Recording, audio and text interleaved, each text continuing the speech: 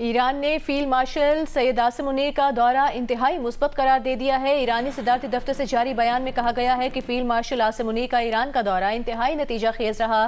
Field marshal K دورے میں قابل قدر سفارتی کامیابیاں حاصل ہوئیں۔ فیلڈ مارشل کے دورے کے نتائج جلد ہی سامنے آنا شروع ہو جائیں گے۔ فیلڈ مارشل عاصم منیر نے ایران میں صدر Masoud Pezeshkian, supreme national security council میں ایران کے رہبر اعلیٰ مجتبیٰ خامنہئی کے نمائندے محسن رضائی، ایرانی پارلیمنٹ کے اسپیکر محمد باقر کالیباف، ایرانی وزیر خارجہ عباس اراغچی اور ایرانی وزیر داخلہ اسکندر مومنی سے ملاقاتیں کی۔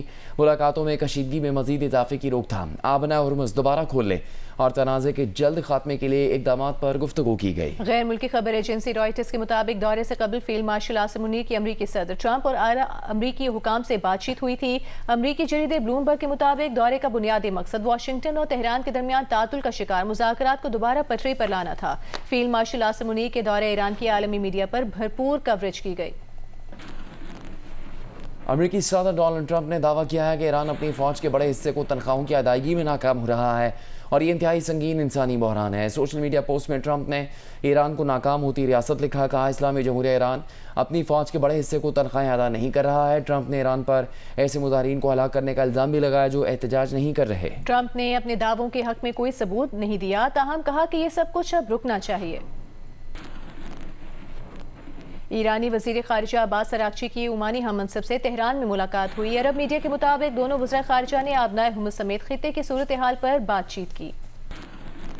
قطر کا کہنا ہے کہ ایران پر امریکی پابندیاں یک طرفہ ہیں۔ ترجمان قطری وزارت خارجہ نے ایک بیان میں کہا کہ قطر مسئلے کے حل کے لیے ثالثی کی کوششوں کی حمایت کرتا ہے۔ چین کا ایران کے خلاف امریکہ کی نئی اقتصادی پابندیوں کے اثرات سے نمٹنے کے لیے ضروری اقدامات کا اعلان سامنے آیا ہے۔ چینی وزارت خارجہ کے ترجمان نے کہا ہے کہ ایران کے ساتھ چین کا تعاون ہمیشہ بین الاقوامی قانون کے دائرہ کار میں ہوتا ہے، اسے روکا یا متاثر نہیں کیا جانا چاہیے۔ چین اپنے حقوق اور مفادات کے تحفظ کے لیے ضروری اقدامات کرے گا۔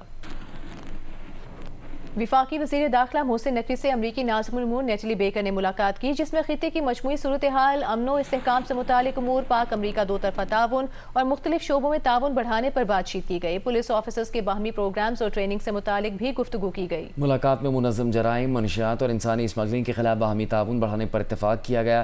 امریکی ناظم الامور نے خطے میں امن و استحکام کے لیے فیلڈ مارشل کے مثبت سفارتی کردار کی تعریف کی۔ اسٹیٹ بینک 10 روپے کا کرنسی نوٹ ختم کرنے پر غور کر رہا ہے۔ دو بار پہلے بھی 10 روپے کے نوٹ ختم کرنے کی کوشش کی جا چکی ہے۔ 10 روپے کے کرنسی نوٹ کی لاگت بڑھ گئی ہے، جس کی بنیاد پر فیصلہ کیا جا رہا ہے۔ سینٹ کی قائمہ کمیٹی خزانہ میں بریفنگ دیتے ہوئے ڈیپٹی گورنر اسٹیٹ بینک نے کہا کہ نئے کرنسی نوٹ جب بنیں گے تو 10 روپے کا نوٹ ختم ہوگا۔ چیئرمین کمیٹی سلیم مانوی والا نے کہا کہ ہم نے تمام کرنسی نوٹ کی تبدیلی کا کہا تھا۔ اسٹیٹ بینک نے بتایا کہ کابینہ نے کمیٹی بنائی تھی جس نے کرنسی ڈیزائن میں کچھ تبدیلیاں کی ہیں۔ نوٹوں کے ڈیزائن کی پسندیدگی کو بھی مد نظر رکھا جا رہا ہے۔ سینیٹر انوشے رحمان نے کہا کہ نوٹ جیسا بھی ہو سب کو پسند آتا ہے۔ سینیٹر شاہزید درانی نے کہا کہ کرنسی میں پسند اور ناپسند کوئی نہیں دیکھتا۔ ڈیپٹی گورنر اسٹیٹ بینک بولے کہ کابینہ کی ذیلی کمیٹی اس وقت نئے کرنسی نوٹوں کا جائزہ لے رہی ہے۔ کابینہ نے نئے کرنسی نوٹوں میں بڑی تبدیلیاں کی ہیں۔ تبدیلیوں کے بعد ہی نئی کرنسی نوٹ مارکیٹ میں آ سکتے ہیں۔ 1 سال ہو گیا وزارت خزانہ کو کرنسی ڈیزائن بھیجے، لیکن اب تک کوئی پیش رفت نہیں ہوئی۔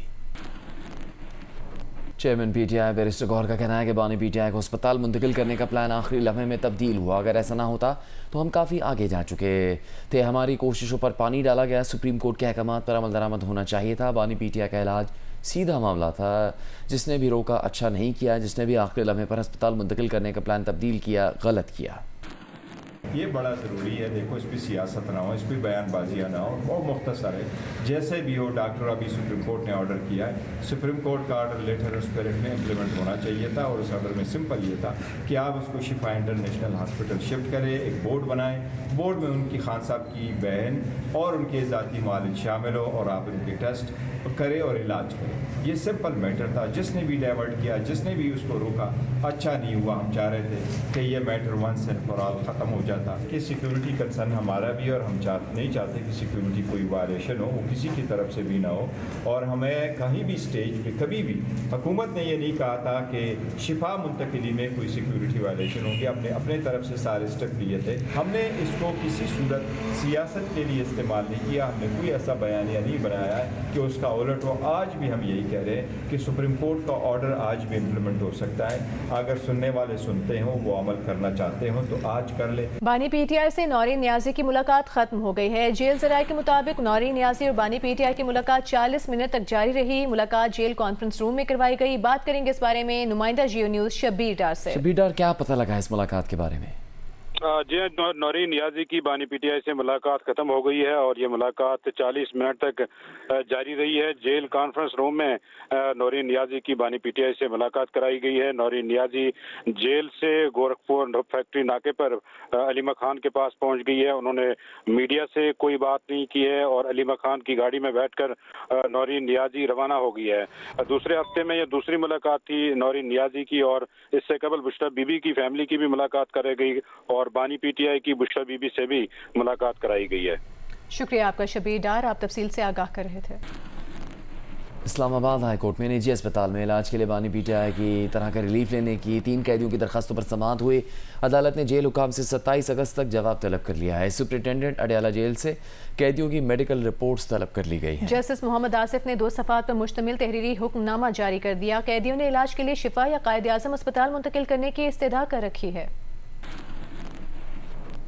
آزاد کشمیر قانون ساز اسمبلی میں اسپیکر اور ڈیپٹی اسپیکر کا انتخاب مکمل ہو گیا۔ مسلم لیگ نون کے طارق فاروق 32 ووٹ لے کر اسپیکر اور نون لیگ کے ہی امیدوار احمد رضا قادری 32 ووٹ لے کر ڈیپٹی اسپیکر منتخب ہو گئے۔ دونوں نے حلف اٹھا لیا۔ ڈیپٹی اسپیکر احمد رضا قادری سے نو منتخب اسپیکر طارق فاروق نے حلف لیا۔ اسپیکر کے لیے پیپلز پارٹی کے چودھری قاسم مجید کو 14 ووٹ اور ڈیپٹی اسپیکر کے لیے پیپلز پارٹی کے امیدوار عامر غفار 13 ووٹ حاصل کر سکے۔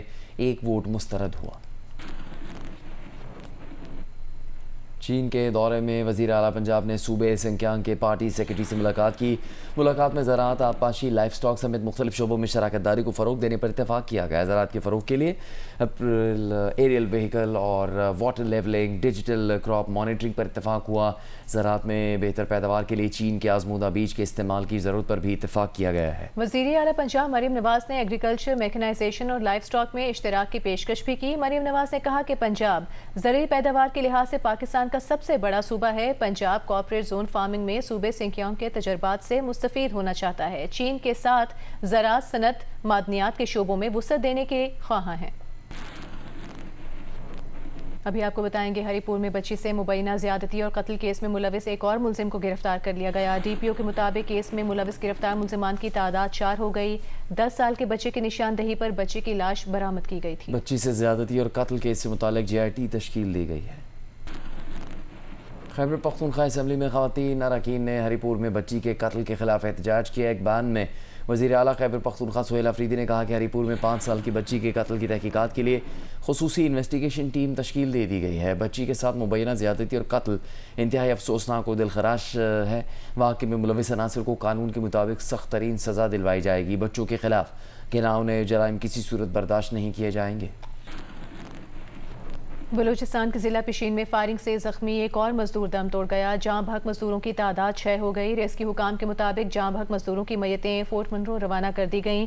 بلوچستان کے ضلع پشین میں 5 افراد کے قتل کا مقدمہ سی ٹی ڈی تھانے میں نامعلوم افراد کے خلاف درج کر لیا گیا۔ گزشتہ روز مسلح افراد کی فائرنگ سے سرانان میں سڑک کی تعمیر میں مصروف 5 مزدور جاں بحق اور 1 زخمی ہو گیا تھا۔ سینیٹر شہری رحمان کی بلوچستان کے علاقے سرانان میں 5 مزدوروں کے قتل کی مذمت۔ ایک بیان میں کہا کہ دہشت گردی بلوچستان میں تعمیر و ترقی روزگار کے مواقع روکنے کی کوشش کر رہی ہے۔ تعمیراتی کام میں مصروف مزدوروں کو نشانہ بنانے والے انسانیت کے دشمن ہیں۔ بے گناہ مزدوروں کا خون بہانے والے دہشت گردوں کو انجام تک پہنچایا جائے۔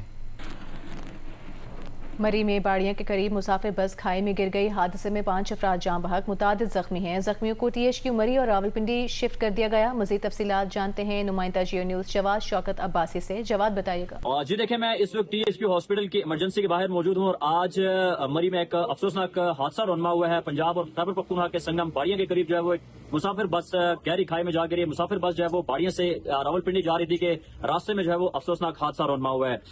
جو بس تھی اس میں تقریباً 20 کے قریب مسافر جو تھے وہ سوار تھے۔ اب تک کی اطلاعات کے مطابق جو ہے وہ 5 افراد جو ہیں وہ جاں بحق ہو چکے ہیں، جن میں خواتین اور بچے بھی شامل ہیں۔ اس کے علاوہ 15 کے قریب جو افراد ہیں وہ زخمی ہیں، جن میں تقریباً 4 سے 5 ایسے ہیں جن کی حالت تشویشناک بتائی جا رہی ہے۔ اس وقت سول ہاسپٹل میں جو ہے وہ تقریباً 10 سے 12 پیشنٹس کو یہاں پہ ریفر کیا گیا ہے، جبکہ جو زیادہ کریٹیکل کنڈیشن تھی ان کو راولپنڈی اور اسلام آباد جو ہے وہ یہاں سے شفٹ کر دیا گیا ہے۔ اس حادثے کے حوالے سے اگر بات کی تو یہاں پہ جو بس کے اندر کچھ مسافر جو جن کی حالت کچھ بہتر ہے، ان سے جب ہماری بات ہوئی تو ان کا کہنا تھا کہ ڈرائیور کی مبینہ غفلت کے باعث جو ہے وہ یہ حادثہ رونما ہوا ہے اور ڈرائیور کو جو ہے وہ مسافروں کی جانب سے گاڑی کی ناقص صورتحال کے اوپر پہلے ہی ان کو آگاہ کر دیا گیا تھا، لیکن جو ڈرائیور تھے انہوں نے جو ہے وہ اس کے اوپر جو ہے وہ کان نہیں دھرے اور یہ افسوسناک واقعہ جو ہے وہ آج مری میں رونما ہوا ہے۔ حکومت نے OGDC کی سینئر مینجمنٹ کی قابلیت اور تنخواہوں کی برات سینٹ میں پیش کر دی ہیں۔ تحریر جواب میں لکھا کہ MDOGDC حیات لاکھ کی بیسک تنخواہ 55,64,000 روپے ماہانہ ہے۔ چیف فائنینشیل آفیسر محمد انس فاروق کی تنخواہ 28,37,000 روپے، جبکہ ایگزیکٹو ڈائریکٹر کی ماہانہ تنخواہیں 18